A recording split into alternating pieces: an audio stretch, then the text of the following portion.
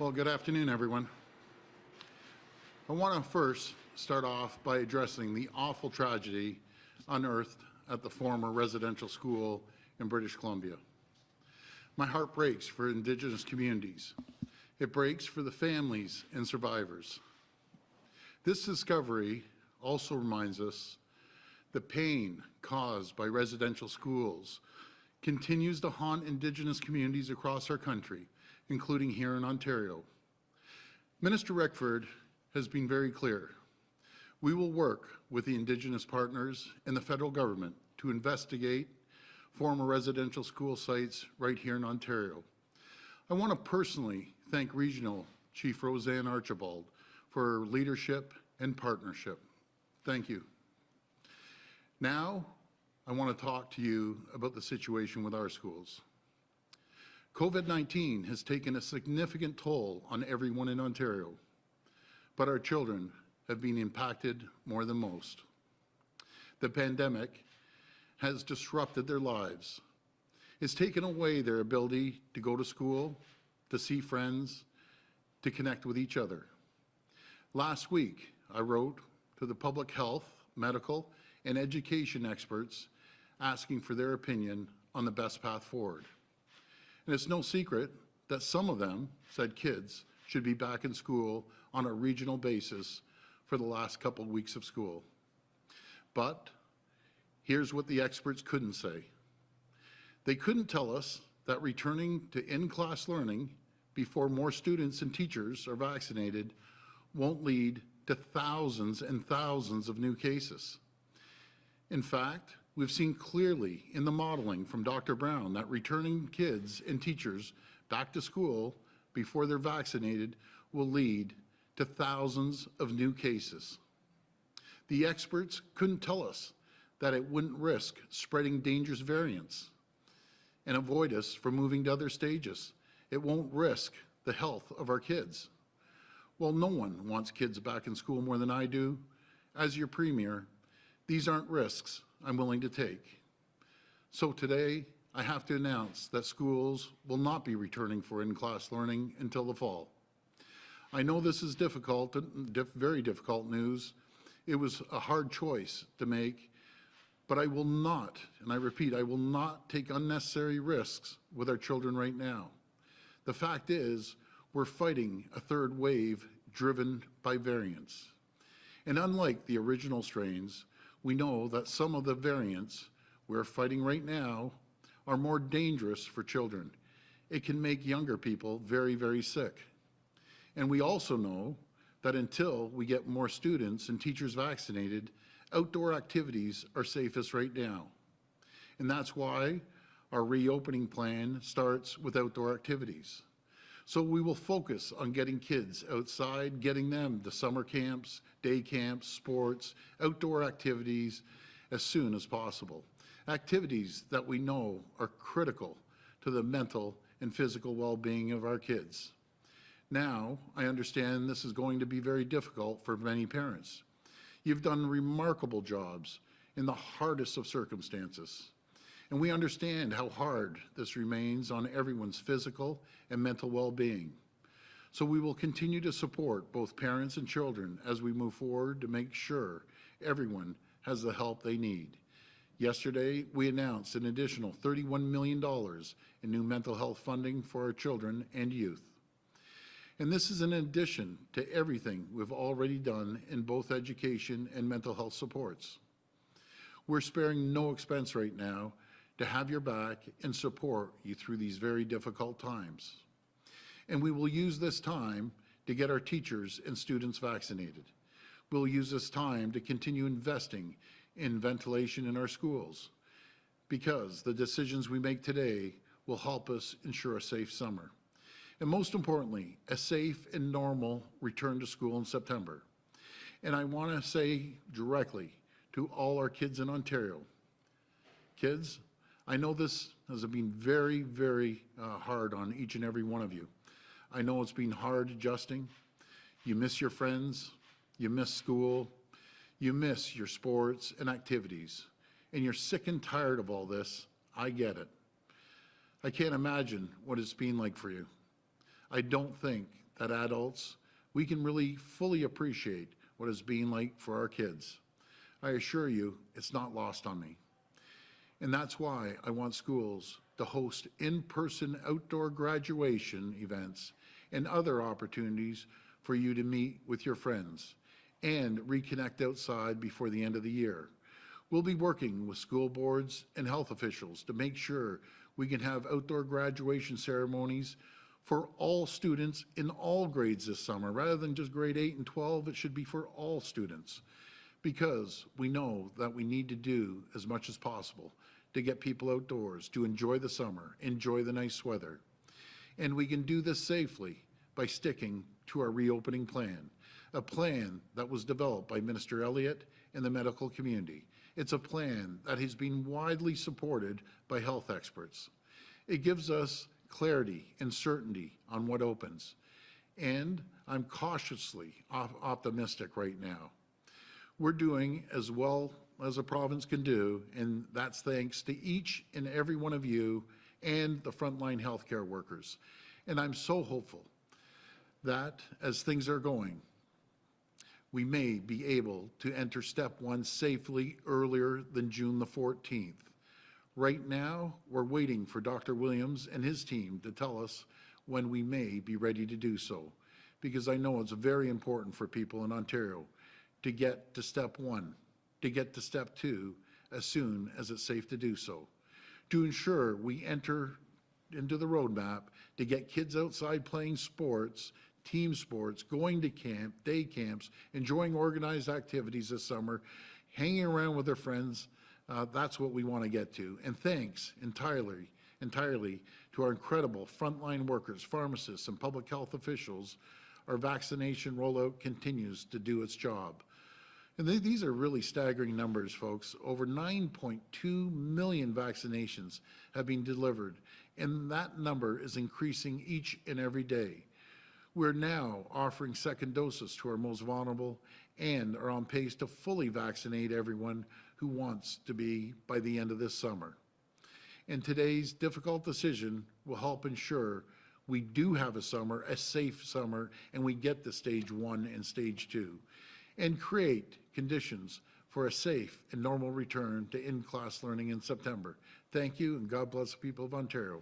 Now I'll pass it over to Minister Lecce.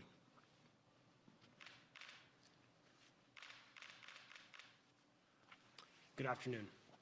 The one constant in this pandemic has been that we have always erred on the side of caution. Caution for our students, their families, and the staff within our schools. Caution for every family in this province, young and old, urban and rural, especially with the emergence of new variants, the B.1.6.1.7.2 variant notably, that creates, as the science table said, a significant unknown. Because by remaining cautious and vigilant, we protect our summer, we protect September, we provide stability and routine to children who have faced dramatic disruption due to this global pandemic. We have done this because safety has been our guiding light and the principle for families. Because of our cautious approach and our $1.6 billion plan endorsed by the Chief Medical Officer of Health, Ontario has one of the lowest case rates for youth under 20 in Canada. Our cautious approach will protect our reopening, the reestablishment of camps, organized sports, small get-togethers, and play dates, which will help facilitate that social, human interaction that children so desperately deserve. Now, we know how critical mental health is for our students, especially right now. We know that at home and abroad, children are facing incredible difficulty. And it's why just yesterday, our government announced an additional $31 million investment in community-based mental health supports for youth. It's why earlier this month, we announced an $80 million investment in school-based mental health services. That represents a 400% increase in investment when compared to the former Liberal government. It's why we increased investment for special education students, the highest investment in spec ed and mental health in Ontario history. And I want to be clear, learning continues in Ontario. We built up an online learning system with over 200,000 more laptops and tablets and thousands of internet connections, along with training for educators in the high standards of live Zoom-style learning. Class is in session across the province, and the full supports of our schools remain available to your children, from guidance counselors to educators, EAs, and teacher librarians. We know that learning and attendance gaps have emerged due to COVID-19, and it's why we announced a plan to support learning recovery and renewal with over $85 million that targets reading and math supports and student re-engagement to bridge those gaps. It includes the largest summer learning program in Ontario history and includes access to tutors, including math educators for children in both English and in French. It includes more mental health supports that this summer will allow students to access supports throughout the summer, not just throughout the school year. We're focused on a safe and stable September to ensure that we're getting all students who want a vaccine age 12 and up both doses ahead of September. We're announcing that all education and childcare staff will receive their second dose ahead of September, if not already expedited through their age cohort or other eligibility. We've announced a $2 billion increase in funding, including $1.6 billion in COVID-19 resources to protect our schools this September. We're increasing investment in mental health, and with vaccine rates rising, we are working to deliver a more normal September with extracurriculars, sports, phys ed, and clubs. We have worked as a government over the past weeks to ensure that school boards can create the in-person graduation ceremonies to honor the achievement of students graduating from kindergarten all the way to grade 12. With the stay-at-home order now lifting today as we approach step 1 of the roadmap to reopening, school boards can create safe outdoor graduation ceremonies working with their local medical officers of health. I want to take this opportunity to thank parents in Ontario for wearing many hats and for their commitment to the safety of their kids. I want to sincerely thank our education partners and our school boards, administrators, our educators, and the school staff for their tireless work throughout the school year. And to Ontario students, we look forward to a 2-dose summer and September with a sense of optimism, because our focus will continue to be delivering a stable, normal, safe return to in-class learning in September. We will continue to do everything we can to protect the summer, September, and the safety of families. Thank you. We'll go to the phone line for questions. First question, please.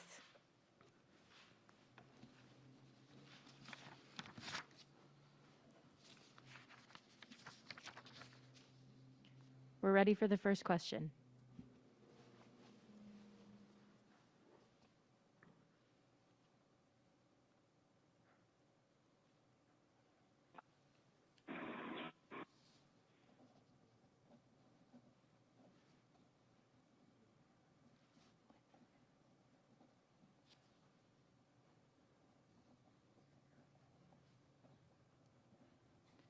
We're just having some technical difficulties. Sorry about that. I didn't hear you call my name. Hi, Premier. I'm wondering, the key to all of this seems to be that vaccination.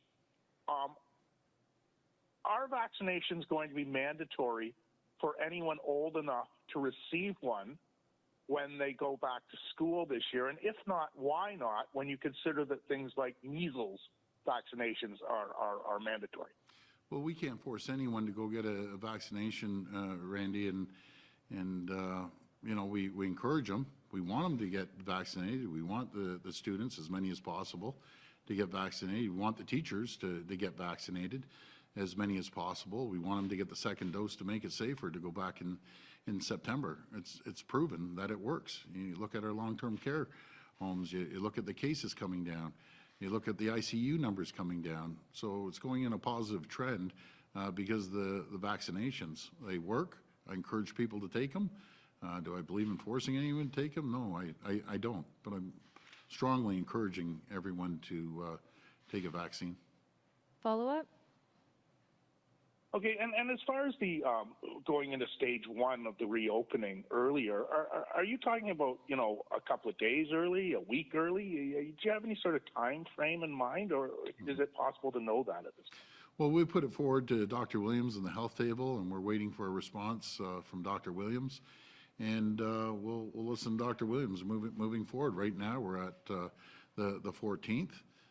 Sure, would myself, everyone love to see it based on the numbers going down, ICUs going down, positivity rates going down. Sure, everyone wants it to open up earlier. Again, I'm going to rely on Dr. Williams to give us the green light in the health table before we do that. Next question. Your next question comes from Cynthia Mulligan with City News. Please go ahead. Hi, Cynthia. Hi, Premier. Are you choosing the economy over schools, though? Is that why you're keeping schools closed? Because ideally, you would have to have a gap between the schools opening, wait a couple weeks to see what happens, and then open up, start phase one. So are you choosing are you choosing the economy over schools? No, not at all, Cynthia. What I'm choosing is avoiding 2 million kids going indoors for 8 hours a day for a 2-week or 3-week period. And, we want to get everyone vaccinated. Right now, we don't have enough kids vaccinated. We don't have enough teachers vaccinated, not to mention the second vaccination. And do we want the kids to go to summer camps? Yeah, day camps, 100%. Do we want them to go be able to see their friends, get to stage one? 100%. But all I've heard from the docs, and we've all heard the same thing, indoors bad, outdoors good. Indoors bad, outdoors good. And we're going to put 2 million kids. Dr. Brown's already said we're going to see an increase as high as 11%. That could be thousands of cases. We also know, because of the lack border controls, we've seen the B1617 variant come in, and it has increased by 600% over the last 2 weeks. And as Dr. Lowe mentioned today, that's going to be one of the dominant variants in the Peel region in a month. This gives me nightmares of back in stage 2, exactly where we were with the UK variant, with the loose border restrictions. And the thing that's frustrating to myself and a lot of the premiers, this could have been avoided. We have to make the tough decisions because the federal government absolutely refuses to tighten up the borders. There's 134,000 people went across our land borders in 1 week last week. And that's where we saw the jump. And just the land borders alone that we caught was over 400 cases. So, we need to tighten up the borders. And we need to get to stage 1 and have the kids have a great summer and get ready for September. Follow-up? Then, Premier, are you ignoring that schools have not been safe? I mean, your government has been insisting steadfastly throughout the entire pandemic that schools were safe, that there was enough ventilation, and that your government was doing everything that was necessary. Are you now acknowledging that not enough has been done and that schools have been a source of spread?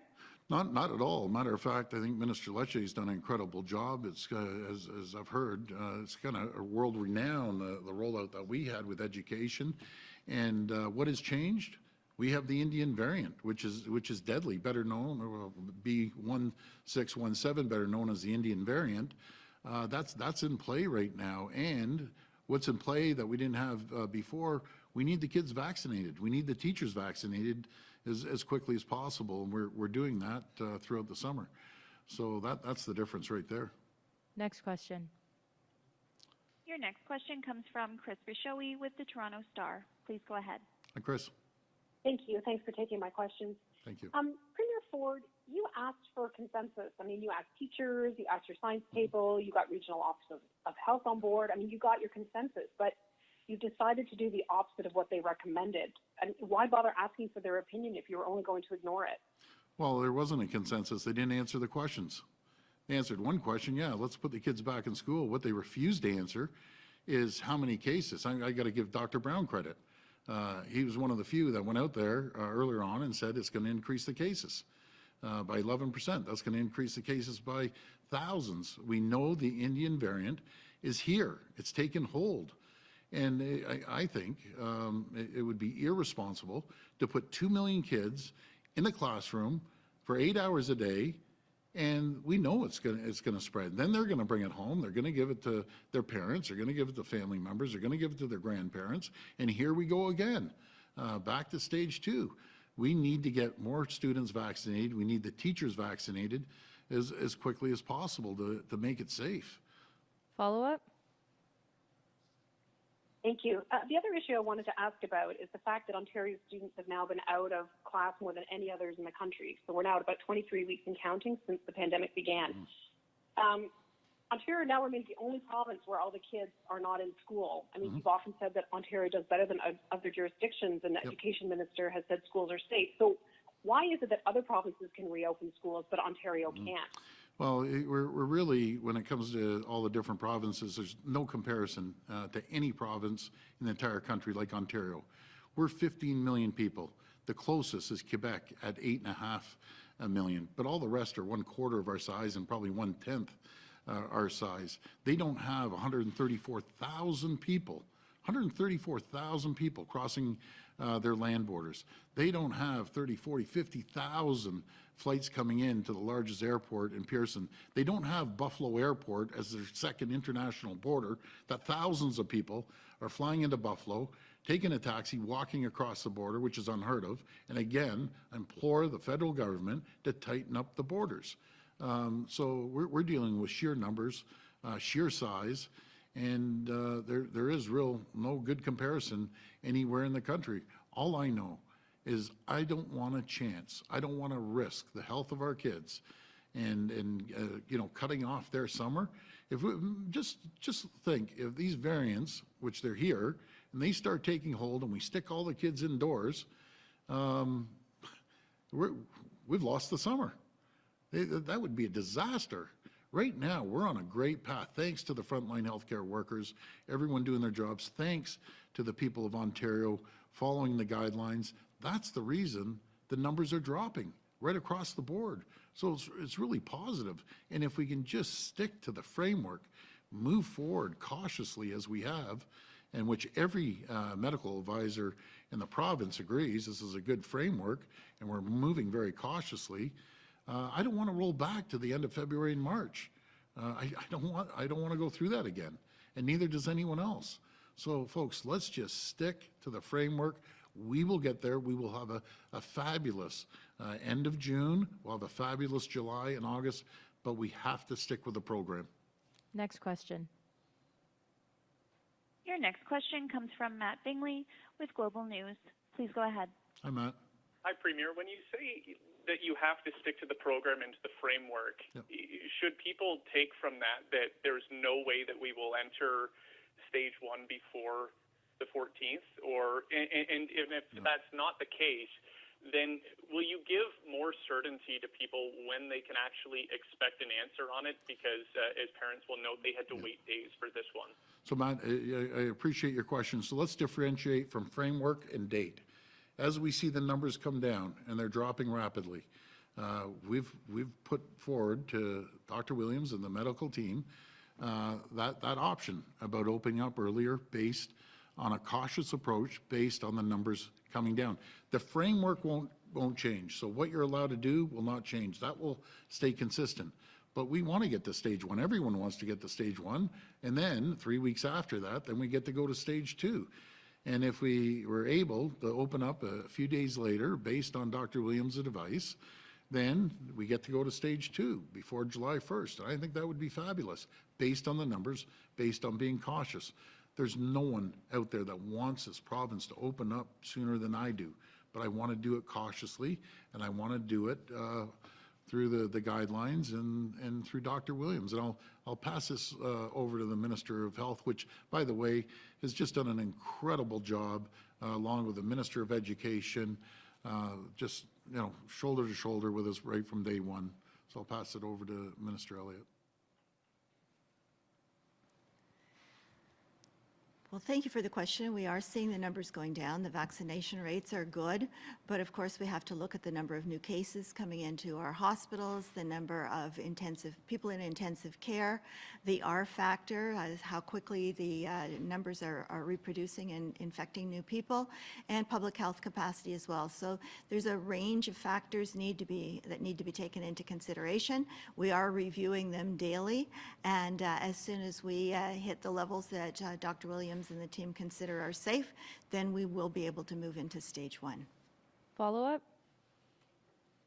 Yeah, just on schools, I'm just wondering, Minister Lecce was speaking a little bit about preparations over the summer, but I'm just wondering, how can you guarantee that the students who have been so disrupted this year will not be left behind and that they actually are at the level that they need to next year?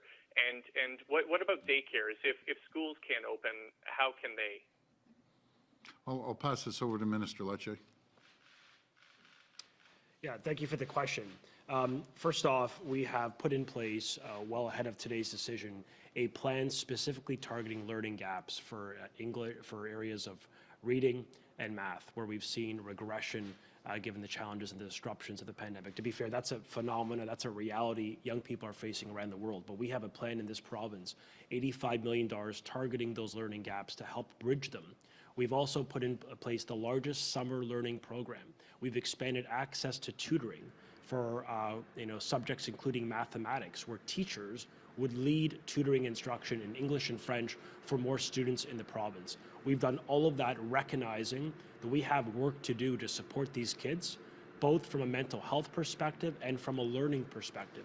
On the mental health side, it was literally a day ago where the Minister of Health announced a $31 million net increase in youth-related community supports for kids.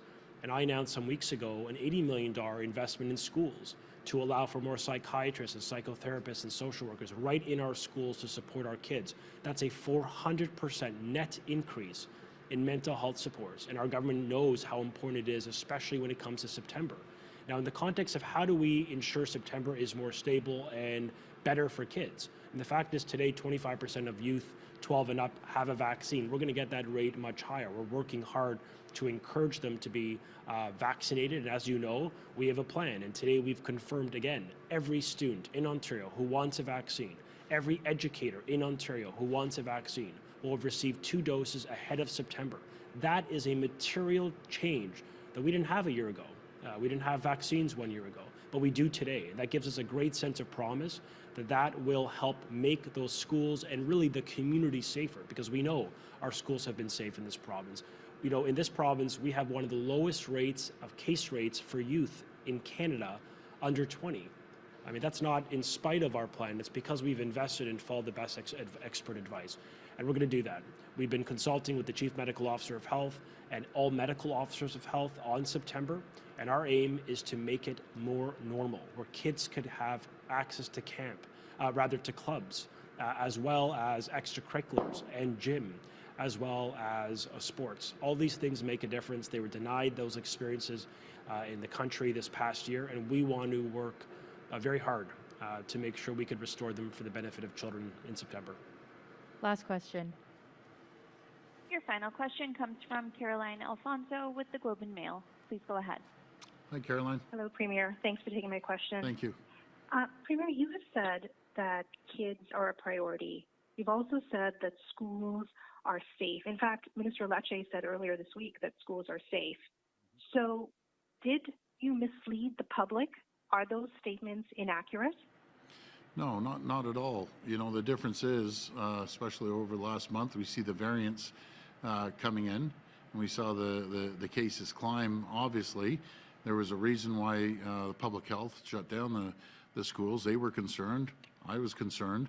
And the difference is now we have the variant, the B1617 variant taking hold. And on a positive note, we're able to get the kids vaccinated now moving forward and get the teachers vaccinated. That's our biggest concern, to make sure the kids are safe. And I'll go back to the same situation that we've been hearing for months. Indoors aren't safe, outdoors are safe. So I just don't want to risk it. I don't want to risk the kids' summer. They're looking forward to the summer. And that's where we're at right now. And my heart breaks for them, but it would even break even twice as much if we said the summer's canceled. There's no activities, no sports teams, no nothing. Follow up? Just to follow up on my colleague Chris Rishui's question, all other provinces have been able to keep their schools open. They're all dealing with the pandemic as well. So what gives in Ontario? Why can't your government keep schools open? Well, there's no other province, and a good question, but I'll repeat what I said. There's no other province that has 2 million students. There's no other province that has 15 million people. There's no other province that has the largest international airport with weak border controls at our land borders of 134,000 people coming across our borders, walking across. No other province has that, and no other province has larger cases of the Indian variant coming in than we do. And again, it boggles my mind why we aren't doing anything. The federal government is just twiddling their thumbs right now. I just don't understand why they aren't tightening things up. Why they have 88,000 people that are exempt, that get a pass. There's rules for all of us, and then there's an exemption for 88,000 other people. Who are they? I don't get it. So that's the concern right now. Thanks, everyone. I just want to tell one last story before we finish. So I get a letter dropped off at my house. I get a lot of letters dropped off my house, and I read it, and it's from a young gentleman named Arthur. And they lived a few blocks away, and real passionate. You know, this is what kills me. I'd rather get drilled down by the reporters than sit and talk to these kids, because it rips your heart out when you talk to them. So I took it upon myself to hop in my pickup. I drove over to the house, and I didn't tell him I was coming. And he goes to a French school, and it was all written in French. Mother translated in English on the other side for me. So I went over and I knocked on the door, and this little guy comes out, and I said, "Are you Arthur?" And he said, "No, I'm Marcus." I said, "Is your mom home?" And he said, "No, they're out in the back having dinner. Come with me." He was great. It was like a little butler. He put this mask on. I had my mask on. And so we went in the backyard, the nicest family you could ever meet. And it was so difficult. So I met Arthur. And I'll tell you, he's going to be the future premier. I sat and asked him, I said, "Arthur, this is the situation. I'm going to bring it to cabinet." I was very upfront with him, but I'm really concerned about putting all the kids in the classroom. You know, if there was a choice, do you want to go back to class, or do you want to, I said, are you going to camp? He goes, "Yeah, I'm going to camp." I said, "Well, I'm just concerned about that. Which one would you want?" He goes, "Well, I want to go back to class." So after going back and forth, he was a tough negotiator, by the way. I got to get him into some of the negotiations. But at the end, he said, "I'd be happy if we had a graduation day," and that's for all grades, not just grade 8 and 12, and get to see his friends, and then he gets to go to camp, and he has a great summer. So what a great young man he is, and the family was just absolutely incredible. I'm very grateful that I met him last night. And if I could sit there and go to every single family and explain the situation we're in, I think they'd understand. I do not want to risk the summer. I do not want to risk stage 1.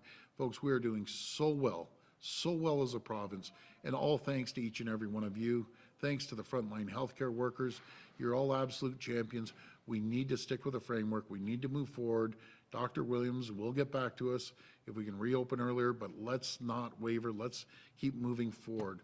And the kids are going to have a fabulous summer as long as we keep moving in the right direction. Thank you, and God bless each and every one of you. Thank you.